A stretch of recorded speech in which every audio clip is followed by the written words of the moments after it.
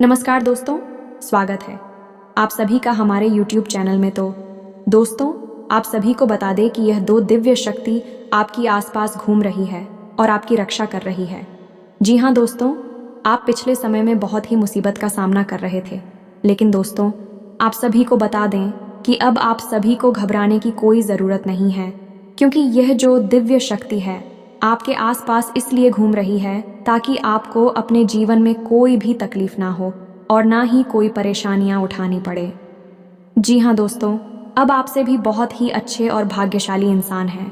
हम आप सभी को बता दें कि अब आपके जीवन में ऐसी दो बड़ी शुभ घटनाएं होने वाली हैं दोस्तों। यह घटना आपकी ज़िंदगी में बहुत ही अनोखी और भयानक रहने वाली है। यूं कहें तो एक बड़ी चमत्कारी घटना होगी और यह घटना अपनी आंखों से आप होते हुए देखोगे। ऐसा चमत्कारिक घटना आपके जीवन में कभी नहीं हुआ होगा। दोस्तों, आप सभी को बता दें कि अब आप रातों रात मालामाल हो जाएंगे। आपके जीवन में खुशियों की बरसात होने लगेगी। दोस्तों, आप बहुत ही भाग्यशाली और नसीब वाले इंसान हैं। आप एक अच्छे और ईमानदार मेहनती इंसान हैं, जिसे भगवान आपके ऊपर मेहरबान हो चुकी है, आपसे खुश हो चुकी है। आपकी भक्ति को देखकर माता रानी प्रसन्न हो चुकी है। जी हाँ दोस्तों, अब आप रातों रात करोड़पति बन सकते हैं यदि भगवान चाहे तो। लेकिन दोस्तों, कोई भी ऐसा गलती नहीं करेगा जिससे आपको भारी नुकसान हो सकता है। लेकिन दोस्तों, हम आप सभी को बता दें कि आप अपने जीवन में थोड़ी सी सावधानियां रखकर चलेंगे तो आपको अवश्य ही कुछ ना कुछ हासिल हो जाएगी। लेकिन आप एक कार्य को करते रहे। कोई भी इंसान अपने कार्य को लगातार करते रहते हैं, अपने मेहनत से करते रहते हैं, तो उनको अपनी मंजिल अवश्य हासिल होती है। लेकिन आप सभी को धैर्य से काम लेना होगा। जी हाँ दोस्तों, तभी माता रानी आपके ऊपर अपने नज़र रख पाएगी। जी हाँ दोस्तों, अब आप बहुत ही अच्छे और खुश मिजाज रहने वाले हो। आपके नसीब में कुछ ऐसी शुभ घटनाएं लिखी हुई हैं जो आपकी नसीब तकदीर बदल देगी।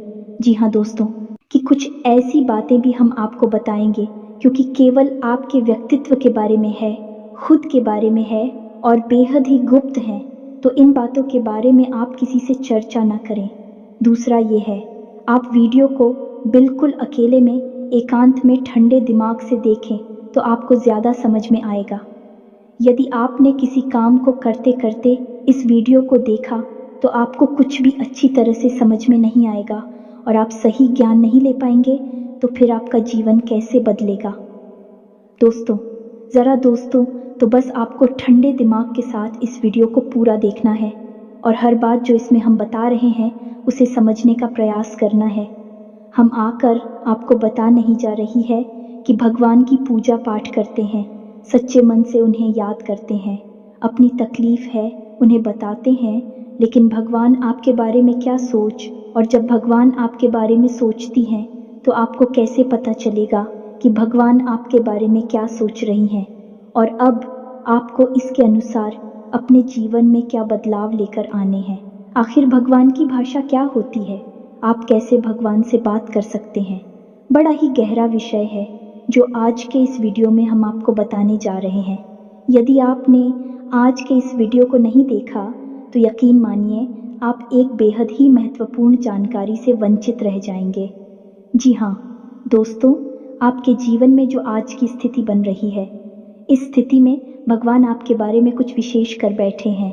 कुछ खास बड़ी घटनाएं आपके जीवन में घटित होने वाली हैं, लेकिन यदि आपने भगवान के द्वारा दिए जाने वाले संकेतों को नहीं समझाता, भगवान की भाषा को नहीं समझा, तो आप निश्चित तौर पर वही गलतियां करते रहेंगे जो आप लगातार करते चले आ रहे हैं। फिर निश्चित तौर पर आप ना तो अपने जीवन में कामयाबी हासिल कर पाएंगे और ना ही भगवान की कृपा आपको प्राप्त हो पाएगी। तो बस ठंडे दिमाग से आपको वीडियो पूरा देखना है और हर एक बात जो हम बता रहे हैं उसे समझने का प्रयास करना है।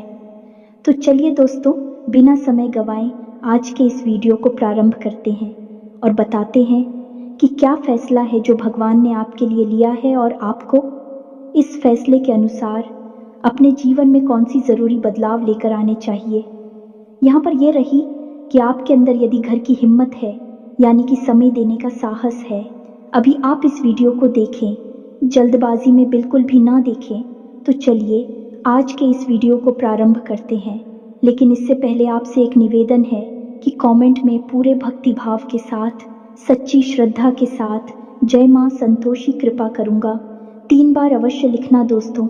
एक बार से काम नहीं बनता है। हमारे धर्मशास्त्रों में 3 का विशेष महत्व होता है दोस्तों। जैसे कि इस सृष्टि के निर्माण में त्रिदेव का महत्वपूर्ण योगदान रहता है। समय के भी 3 काल होते हैं, के भी 3 पहर होते हैं और भगवान भोलेनाथ के हाथ में त्रिशूल है, उसके भी 3 शूल होते हैं। 3 का बहुत अधिक महत्व है दोस्तों। धार्मिक महत्व, इसी वजह से हम हर वीडियो में आपसे कहते हैं कि आपको एक बार नहीं 3 बार लिखना है। जय मां संतोषी कृपा करो। आप सच्चे भाव से यदि इस क्रिया को करते हैं तो यही आपकी पूजा बन जाएगी, आराधना बन जाएगी और मां संतोषी आपके हर एक कष्ट को हर लेंगे और आपके जीवन में कृपा और आशीर्वाद भेज देंगी। तो सबसे पहले आप इस कार्य को करें। उसके बाद एक और छोटा सा निवेदन है। वीडियो शुरू करने से पहले हम आप सभी से एक महत्वपूर्ण बात करना चाहते हैं कि हम आप सभी के लिए अच्छे से जानकारी के लिए दिन रात मेहनत करते हैं। बहुत छानबीन करने की बात, आप सभी के लिए हम बहुत अच्छे जानकारियाँ लेकर आते हैं जो कि आप सभी के जीवन के लिए बहुत ही ज़रूरी होता है। और दोस्तों, इन सभी के लिए हम आपसे कुछ नहीं चाहते हैं, बस हम इतना चाहते कि आप हमारे चैनल को सब्सक्राइब कर लें और हमारे चैनल से जुड़ जाएं, जिनमें आपको 1 रुपया भी नहीं लगेगा। बस इतना हमारा आप सभी से हाथ जोड़कर प्रार्थना है, निवेदन है। तो हमारा भावना को ज़रूर समझिएगा और हमारे चैनल को सब्सक्राइब कीजिएगा दोस्त।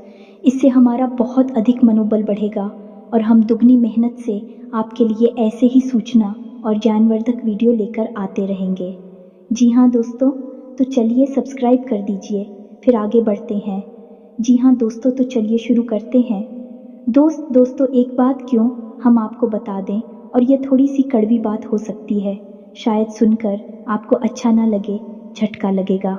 सबसे पहले हम आपको बता दें कि आपकी राशि के जातकों के जीवन में जो परेशानियां होती हैं, जो भी कष्ट होते हैं, उन परेशानियां, कष्ट के लिए सबसे अधिक जिम्मेदार आप स्वयं ही हो। आपको लगता है ऐसा है कि कोई बाहर का इंसान का कोई अपना ही या कोई पराया इंसान आपको किसी न किसी बात से परेशान कर रहा है, या आपके जीवन में परेशानियां चल रही हैं, उतार चढ़ाव चल रहे हैं। हाँ, थोड़ा बहुत दूसरों के द्वारा निर्मित की गई परेशानियां और कष्ट होते हैं, लेकिन कई ऐसी समस्याएं हैं, कई ऐसी परेशानियां हैं जिन्हें आप स्वयं ही न्योता दे देते हैं, अपने जीवन में आमंत्रण दे देते हैं और आप अनजाने में ऐसा करते हैं। दोस्तों, आपको अपने व्यवहार पर नियंत्रण नहीं रहता है, इस वजह से आपको ऐसी परिस्थितियों का सामना करना पड़ता है।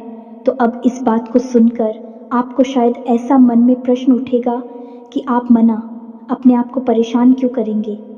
आपके मन में ऐसी बात आ सकती है कि भाई आप अपने आप को परेशानी में क्यों डाल देंगे। ऐसा कोई जानबूझकर करता है तो हम आपको बता दें कि आप ऐसा निश्चित तौर पर करते हैं, तो आपके स्वभाव में कुछ बहुत बड़ी खामियां हैं, कुछ बहुत बड़ी परेशानियां हैं। इनको लेकर आप हमेशा परेशान रहते हैं, विचलित रहती हैं। यह दोस्त कौन सी है, वह परेशानियां ध्यान से सुनिए। सबसे पहली परेशानी, आप भले और बुरे लोगों के बीच कभी भी फर्क नहीं लगा पाते हैं। आप एक भावुक इंसान हैं। ये छोटी बात नहीं है, बहुत बड़ी बात है, और इसी की वजह से आप असल में हर रिश्ते नाते में फंस जाते हैं। आपका दुरुपयोग होता है, आप इसको अपना हमदर्द मानते हैं। आप सच्चे दिल से जिससे प्रेम करने लगते हैं, आपको पता चलता है कि अरे यह तो बहुत बड़ा धोखेबाज निकला। समय आने पर इसने आपका बिल्कुल भी साथ नहीं दिया और इसने तो आपको बहुत बड़ी मुसीबत में डाल दिया। आपका दुरुपयोग किया, आपसे रुपए मांग लिए, आपकी मदद मांग ली। बाद में जब आपको ज़रूरत पड़ी तो आपके लिए बिल्कुल भी नहीं आया। जब आपको ऐसा पता लगता है तो फिर आप दुखी हो जाते हैं, परेशान हो जाते हैं, फिर सोचते रहते हैं उसी इंसान के बारे में, और आपको लगता है कि इस इंसान ने आपको बहुत कष्ट पहुंचाया। ऐसा ही दोस्तों उन लोगों के साथ भी होता है जिन्हें आप अपना शत्रु मानते हैं।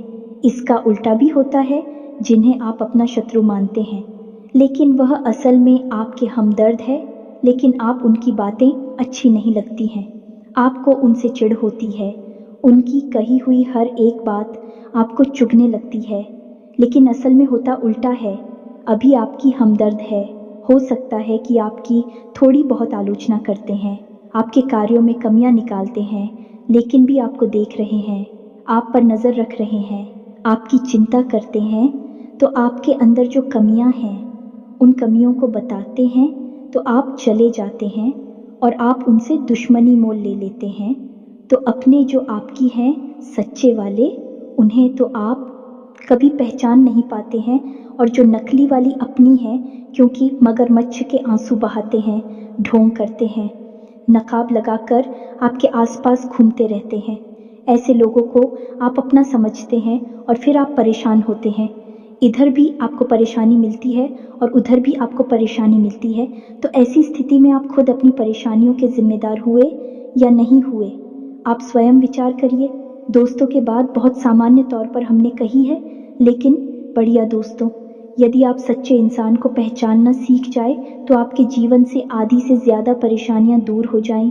आपका दिल कभी नहीं टूटेगा, आप दुखी कभी नहीं होंगे, और आपके अंदर ही खूबी है कि यदि आप दुखी हैं तो आपका फिर किसी भी काम में मन नहीं लगता है और आप इतनी अच्छी तरह से कोई भी कार्य नहीं कर पाते हैं। आपके निर्णय उतनी मजबूत नहीं होते हैं, हमेशा आपका ऊर्जा का स्तर गिरा हुआ रहता है और आपके अंदर नकारात्मकता घर करने लगती है। फिर आपको हर बात बुरी लगने लगती है, जीवन भी बुरा लगता है। तो थोड़ा आपको इस पर कार्य करना है।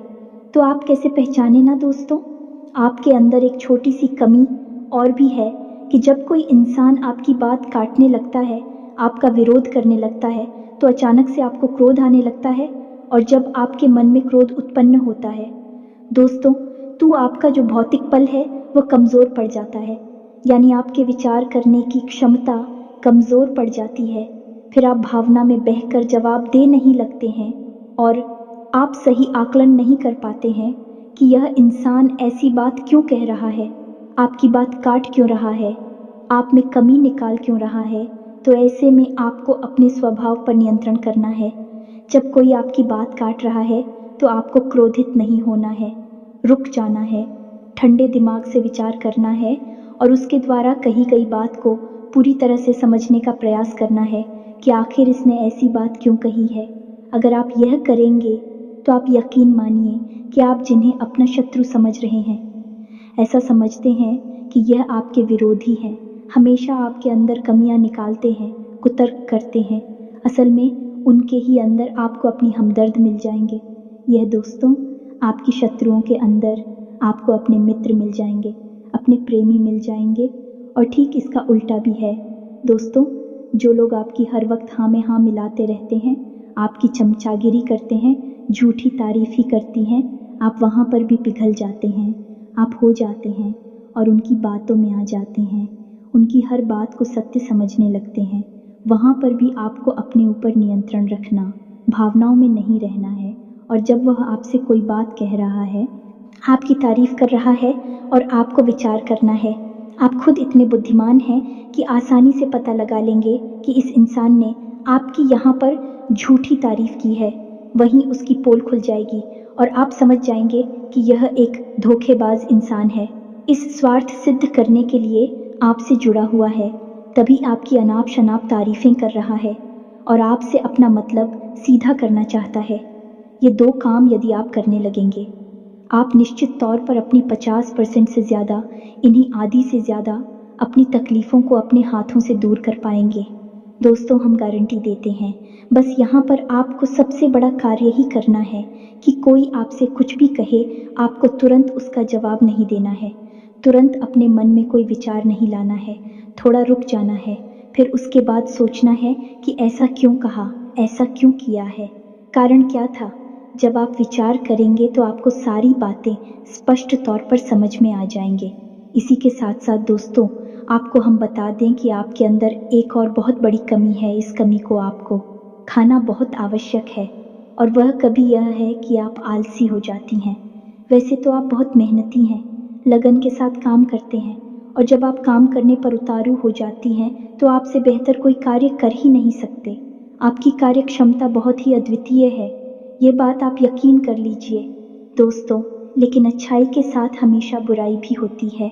जहाँ आप ही बेहतरीन कार्य करता है, वही आपके अंदर ही खामी यह है कि यदि आप अलग करने पर आ जाएं, का रिपोर्ट डालने पर आ जाए, तो आप काम को इतना ज़्यादा टाल देते हैं, इतना ज़्यादा आलस दिखाते हैं कि फिर आप समय पर कार्य करने के लिए खड़े होते हैं। तब तक बहुत देर हो जाती है और आप कार्य में पिछड़ जाते हैं। आप याद करके देखिए दोस्त, हमारे कहने से कि आपने कई बार कार्य को इतना डाला, कितना डाला कि अंत में जाकर आप उस कार्य को सही समय पर कर ही नहीं पाए और वहाँ पर आपको सफलता मिल गई। कई ज़रूरी से ज़रूरी कार्यों को भी आप डालने लगे हैं, आलसी हो जाते हैं। बहुत बड़ी कमी है दोस्तों। आपको यहाँ पर भी विचारशील बनना है, समझना है अपने जीवन में कौन से कार्य ज़रूरी है, उन्हें सबसे पहले करना है, उन्हें भूल कर भी आलस नहीं करना है, और जो कम ज़रूरी कार्य में आप आदेश कर भी सकते हैं। दोस्तों, विचारशील बनेंगे तो ही आप इस कमी से दूर हो पाएंगे। कोई आपको नहीं बताएगा, ये बात हम बता रहे हैं क्योंकि कोई भी सीधे तौर पर आपसे दुश्मनी नहीं लेना चाहता है कि आपका क्रोध, आपका गुस्सा बहुत खतरनाक है। जी हाँ दोस्तों, और आपकी ये बहुत बड़ी कमी है कि आप सीधे तौर पर अपनी आलोचना सहन नहीं कर पाते हैं, इसलिए लोग आपको सत्य बताने से भी कटने लगते हैं। तो एक ये ज़रूरी काम है, इसको भी आपको करना है। अब सुनिए एक सबसे महत्वपूर्ण बात की।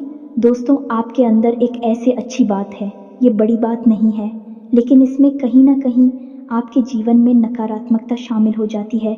तो ध्यान से सुनिए कि आपकी एक बड़ी आदत क्या है कि आपके अंदर छल कपट की भावना नहीं है। आप झूठ को सहन नहीं कर पाते हैं और अब बात सीधे तौर पर लोगों के सामने रख देते हैं, यानी सत्य का साथ देते हैं और सीधे तौर पर अपनी बात लोगों के सामने रख देते हैं। अब इससे होता यह है कि लोग आपसे बहस करने पर उतारू हो जाती हैं और आपकी सही बात का भी गलत मतलब निकालने लगते हैं, क्योंकि आप इतने सीधे तौर पर बात बोलते हैं, घुमाने फिराने की आपकी आदत नहीं है। सीधे सीधे आप बात बोल देते हैं, फिर चाहे किसी को बुरी लगे या अच्छी लगी। तो ऐसी में कई बार ऐसा होता है कि आप बहसबाजी को आमंत्रण दे देते हैं, लोगों के साथ में पड़ जाते हैं और वह बहस कई बार इतनी बढ़ जाती है कि आपके रिश्तों में भी खटास आ जाती है और आपके जीवन में भी नकारात्मकता आ जाती है। कभी कभी तो बहस इस हद तक चली जाती है कि वह इस झगड़े का रूप भी ले लेती है। यहाँ पर आप थोड़ा सा चतुराई से काम लेना सीखना होगा।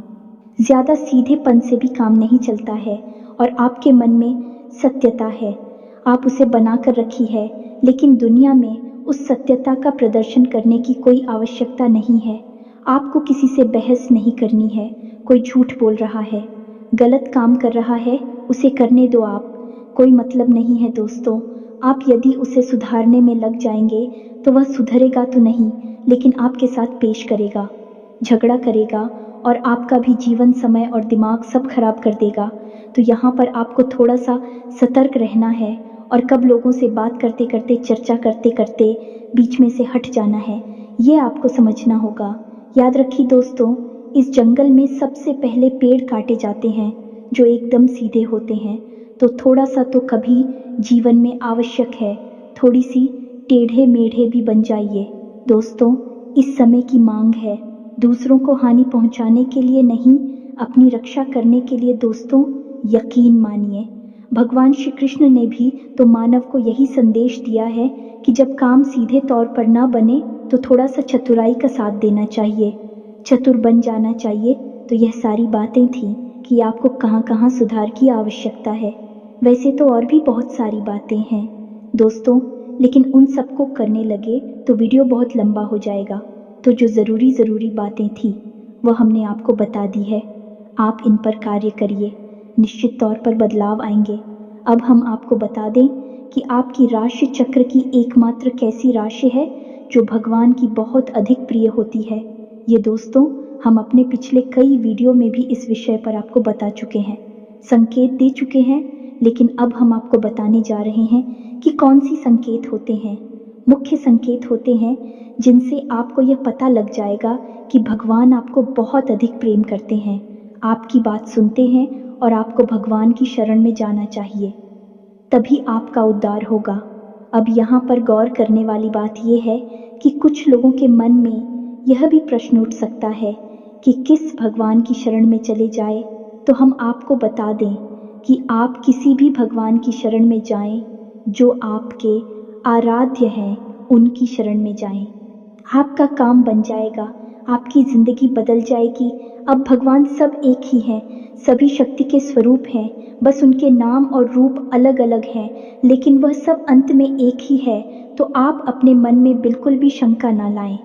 हम हनुमान जी की पूजा करें, भगवान भोलेनाथ की, कृष्ण जी की पूजा करें, राम जी की पूजा करें या फिर माता की पूजा करें, बिल्कुल भी कोई संकोच ना लाएं।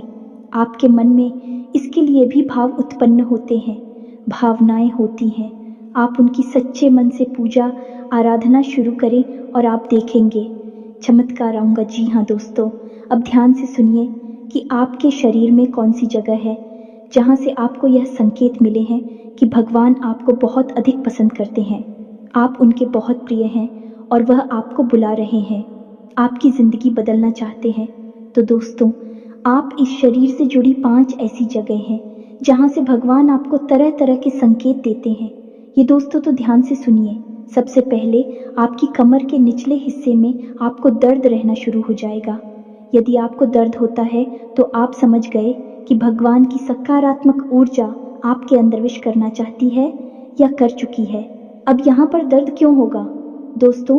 तो आप समझ गए कि इंसान के शरीर का सबसे निचला चक्र मूलाधार इसी स्थान पर होता है और ये मूलाधार चक्र है, ये आपको बहुत ही ख्वाबी बनाता है दोस्तों, यानी कि सुख सुविधाएं और ऐश्वर्य को भोगने के लिए प्रेरित करता है। तो ऐसे में जब ईश्वर की सोच, सकारात्मक निर्गुण ऊर्जा आपके अंदर प्रवेश करती है तो सबसे पहले आपको यहीं पर पीड़ा होनी शुरू हो जाती है। यहीं पर आपको हल्का हल्का सा दर्द रहना शुरू हो जाएगा। कभी कभी तेज होगा, कभी कम होगा और कभी गायब ही हो जाएगा। अब जब दर्द आपको होगा तो आप दवाई भी ले लेंगे, अभी आपको राहत नहीं मिलेगी, एक बेचैनी सी रहेगी। तो आप समझिए कि यदि यहाँ पर आपको दर्द होता है तो आप समझ जाइए कि भगवान आपको बुला रहे हैं, आपको बहुत प्रेम करती हैं। अब कुछ लोगों के मन में यह प्रश्न आएगा कि कोई बीमारी होगी तो दोस्तों आप चेकअप कराएंगे, डॉक्टर के पास जाएंगे, बीमारी कोई भी नहीं निकलेगी, लेकिन दर्द लगातार बना रहेगा। यह दोस्तों यह प्रमाण होगा। दूसरा स्थान है आपकी माथे पर, आपकी आंखों के बीचों बीच दोस्तों, जिसे हम आज्ञा चक्र करती हैं। अब आज्ञा चक्र, जैसा कि इसका नाम है कि आज्ञा दी जाएगी, आप आज्ञा से संबंधित जो भी क्रियाएं हैं, विक्रिया ऐसी चक्र से नियंत्रित होती है। अब जब आप स्वयं को आकर दे रहे हैं कि आज मैं यह काम करूंगा, आज मैं यहाँ जाऊंगा, वहाँ जाऊंगा, इसी बीच ईश्वर की शुद्ध सकारात्मक ऊर्जा आपकी शरीर में प्रवेश कर जाती है और वह आपसे कुछ और करवाना चाहती है, पूजा पाठ कर आना चाहती है, ईश्वर का नाम लेना चाहती है, लेकिन आप उसी सो नहीं रहे हैं। तो ऐसे में क्या है, एक विचार उत्पन्न होता है, आप भौतिकवादी हैं और अध्यात्म आपको खींच रहा है, ईश्वर आपको खींच रहे हैं। तो यही खिंचाव आपको अपने माथे पर महसूस होगा, हल्की हल्की नाथों की किताब साहू का, और थोड़ी हल्की हल्की खुजली भी होगी, दर्द भी रह सकता है। यदि संकेत है आपको तो समझ जाइए कि ईश्वर आपसे प्रेम करते हैं। अब आपको तैयार हो जाना है, फीमेल इन हो जाना है। कार्यों को करते करते भी इस तरह करें कि आप ईश्वर की भक्ति कर रहे हैं, यानी ईश्वर का नाम लेते लेते कार्य को करें। तीसरा स्थान है दोस्तों आपकी वाणी। आप देखेंगे कि अचानक से कुछ ऐसा होने लगा है कि आप द्वारा बोली गई बातें सच होने लगी हैं। हर बात तो नहीं होगी, लेकिन कई बातें ऐसी होंगी जो आपने यूं ही बोल दी और वह बात सच हो जाएगी। यदि ऐसा हो रहा है तभी आप सतर्क हो जाइए। चौथा स्थान है आपके विचार। अब आपने किसी के बारे में कुछ बोला नहीं, बस मन में सोच ही लिया क्या, और वह घटना भी यदि घट जाएगा, ऐसा भी हर बार नहीं होगा, अक्सर कई बार होगा, लेकिन स्पष्ट तौर पर नहीं होगा। आपके मन में बस जरा सा विचार आएगा और वह विचार सत्य हो जाएगा। जिन दोस्तों, यह भी एक बहुत बड़ा संकेत है और आखिरी संकेत है। आप इस सपने, आपके मन में जो भी विचार चल रहे हैं, आपके मन में कोई उलझन है, तो उन विचारों का उन जनों से संबंधित कोई समाधान आपको सपनों के माध्यम से मिल जाएगा। दोस्तों, जैसे आप कुछ ऐसी परेशानी में उलझे हुए हैं कि आपको कुछ समझ में नहीं आ रहा है, आप ईश्वर का नाम लेकर सोएंगे कि प्रभु हमें इस परेशानी से बाहर निकालिए, और सपने के माध्यम से आप कुछ न कुछ ऐसा संकेत मिलेगा जिससे आपको समाधान मिल जाएगा, या फिर अपने के माध्यम से कई ऐसी भविष्य की घटनाएं आपको आभास करा देंगे जो होने वाली हैं, और आपको पहले ही उनका पूर्वाभास होने लगेगा। ईश्वर से जुड़े हुए संकेत भी आपसे मिल सकते हैं। आप जिनको पूजा पाठ करते हैं, जो आपके आ रहे हैं, उनसे जुड़े हुए भी कुछ संकेत आपको मिल सकती है। यदि ऐसा कुछ हो रहा है तो आप समझ जाइए कि यह बहुत अच्छा समय है। जवाब ईश्वर से जुड़ेंगे। बस कुछ समझ में भी आ जाते हैं तो आप समझ जाइए कि अब समय आ चुका है। सर में लीन होना है, धार्मिक होना है, पूरी तरह से नकारात्मक चीज़ों को त्याग दीजिए। इसी प्रकार का व्यसन आपके जीवन में है, जो अवसरवादी कोई आपको आदत लगी हुई है, उसे त्याग दीजिए। दोस्तों, अब समय आ गया है जब आपको बड़ा कदम उठाना है, ईश्वर से जुड़ना है, जो ईश्वर खुद आपको बुला रहे हैं। यदि आज आपने यह कदम नहीं उठाया तो फिर कभी मौका नहीं मिलेगा, कभी आपकी सद्गति नहीं होगी।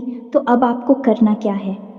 कुछ लोग ऐसे में यह प्रश्न भी करेंगे या नहीं, उनके मन में यह सवाल भी उठेगा कि हम तो कामकाज में उलझे रहते हैं दिन भर, तो ईश्वर की आराधना कब करें, ईश्वर की कब पूजा पाठ करें, मंदिर में कब जाए। तो दोस्त, हम आपको बता दें कि पूजा पाठ करने के लिए यदि आपके पास समय है तो आप करिए, जितना समय है उतना करिए। मंदिर जाने का समय है तो जाइए, सर्वोत्तम है। इधर उधर बैठकर समय खराब करने से बेहतर है कि भगवान की शरण में चाहिए। मंदिर जाइए और वहाँ पर भगवान की शरण में बैठी है, आपका मन बहुत सुंदर हो जाएगा। दूसरा, यदि आपके पास समय नहीं है कि आप नहीं जा पा रहे हैं, मंदिर पूजा पाठ भी नहीं कर पा रहे हैं, तो कोई बात नहीं है दोस्तों, कर्म ही पूजा है। हमारे शास्त्रों में लिखा हुआ है, तो आप कर्म को ही पूजा समझकर करिए। ये दोस्तों आपकी जो भी आ जाते हैं, मानकर चलिए कि हनुमान जी आपके आराध्य हैं, तो आप जो भी कार्य करती हैं उस कार्य को हनुमान जी की पूजा मानकर करिए। या दोस्तों, आप अपने मन में विचार करें कि आप ऑफिस जा रहे हैं, तो घर से बाहर निकलने से पहले हनुमान जी को याद करते हुए हनुमान जी से कहना है कि प्रभु, आज का कार्य हम आपकी पूजा के तौर पर करेंगे और आपको समर्पित करेंगे दोस्तों, और शुद्धता के साथ करेंगे, जैसे कि मंदिर में हम आपकी पूजा करते हैं।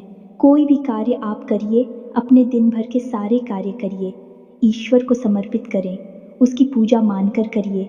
इसीलिए तो कहा गया है, कर्म ही पूजा है, तो आप कर्म करिए। जब साधारण कार्य को यानी दैनिक क्रियाओं को भी ईश्वर को समर्पित करने के बाद किया जाता है, तो वह कर्म बन जाते हैं। और क्रिया में और करनी में फर्क किया है दोस्तों की क्रिया केवल जीवन को चलाने के काम आती है, कर्म हमारी आत्मा को भी उच्च स्तर पर ले जाते हैं, हमें मुक्ति के द्वार तक ले जाते हैं, ईश्वर के और नज़दीक ले जाते हैं। दोस्तों, यदि आप दैनिक क्रियाओं को भी ईश्वर को साक्षी मानकर करने लगेंगे, तो भी दैनिक क्रिया साधारण क्रिया ही नहीं होगी, विक्रम बन जाएंगे, जो आपकी आत्मा को उच्च स्तर तक ले जाएंगे, ईश्वर से जुड़ जाओगे आप। अब इसमें भी यदि आपको एक कदम और आगे जाना है, तो फिर आपके कार्यों का जो नतीजा निकल रहा है, उस नतीजों को आप ईश्वर का प्रसाद मानकर ग्रहण कर लीजिए। आपको बिल्कुल भी दुखी होने की ज़रूरत नहीं है। आपने इस सच्चे मन से बहुत मेहनत से कोई कार्य किया, भगवान को साक्षी मानकर किया कि प्रभु आपकी पूजा कर रहे हैं, और आपको उसका अच्छा नतीजा नहीं मिला, मन के अनुसार आपको सफलता नहीं मिली, आपने जैसा सोचा था वैसा नहीं हुआ, तो आप उसी ग्रहण करिए ईश्वर का प्रसाद मांगकर। दोस्तों, आप कहिए कि हनुमान जी, हमने आपकी पूजा की है, अब आपको जो देना है वह आप दे दीजिए। आपको अच्छा देना है तो ठीक है, बुरा देना है तो ठीक है, हम प्रसाद समझकर उसे ग्रहण कर लेंगे। तो जब आप कार्य के परिणाम को प्रसाद समझकर ग्रहण कर लेंगे और कार्य को कर्म समझकर करेंगे, तो दोस्तों, हम आपसे कहते हैं कि आपका हर एक कर्म सिद्ध हो जाएगा। आप स्वयं भी एक सिद्ध पुरुष बन जाएंगे, और आप मिट्टी को भी हाथ लगा देंगे तो वह सोना बन जाएगी। जिस इंसान के साथ में भगवान चल रहे हो, उसका क्या कोई बाल भी बांका कर सकता है? क्या उसे कामयाबी हासिल करने से कोई रोक सकता है? पांडवों के साथ भगवान श्री कृष्ण थी और वह कितनी विशालतम सेना भी पांडवों का बाल भी बांका नहीं कर पाई। सभी कौरवों ने मिलकर हर प्रकार का षड्यंत्र किया, लेकिन कुछ नहीं बिगाड़ नहीं पाए, क्योंकि उनके साथ भगवान श्री कृष्ण थे कि हम दोस्त तो आपके साथ ही भगवान रहेंगे। बस हमने आपको जैसा कहा है वैसा आप करिए और आप चमत्कार देखिए। कुछ ही दिनों में आप हमें कमेंट करके बताना कि आपके जीवन में कैसे कैसे बदलाव आए। एक बात और जाते जाते हम आपसे कहना चाहेंगे दोस्तों कि भगवान आपके अंदर क्या देखना चाहते हैं, आपने क्या कपड़े पहने हैं, आप कैसे इंसान हैं, आपकी जेब में कितना रुपया पैसा है, इससे भगवान को कोई मतलब नहीं है। भगवान त्रिकालदर्शी हैं, अंतर्यामी हैं। वह आपके अंदर झांक सकते हैं और आपके मन में क्या भावनाएं चल रही हैं, बस उन्हीं से भगवान का मतलब है कि आपके भाव से, आपकी भावना से भगवान को मतलब है। तो जैसे ही आपके भाव बदलेंगे, भावनाएं बदलेंगे, आपका भगवान से जुड़ाव और मजबूत हो जाएगा। तो उम्मीद है कि हमने जो जानकारी आपको दी है, आपको ये जानकारी अच्छी लगी है, पूरी तरह से समझ में आ चुकी है और इस जानकारी का कैसे प्रयोग करना है, अपने जीवन को कैसे बदल रहा है, यह भी आप अच्छी तरह से समझ चुके हैं। फिर भी यदि कोई प्रश्न आपके मन में उठता है तो आप कमेंट करके पूछिए, हम आपके प्रश्नों के जवाब देने की पूरी कोशिश करेंगे। इसी के साथ साथ आज की इस वीडियो में विराम देते हैं। कमेंट में पूरे भक्तिभाव के साथ जय मां संतोषी याद रखें, भाव का ही मूल्य है। माता जी आपके पास तो बच्चे भाव के साथ रखें। जय मां संतोषी मां कृपा करो। एक प्यारा सा लाइक भी अवश्य करें। मिलते हैं अगले ज्ञानवर्धक वीडियो में, तब तक के लिए धन्यवाद। जय माता की।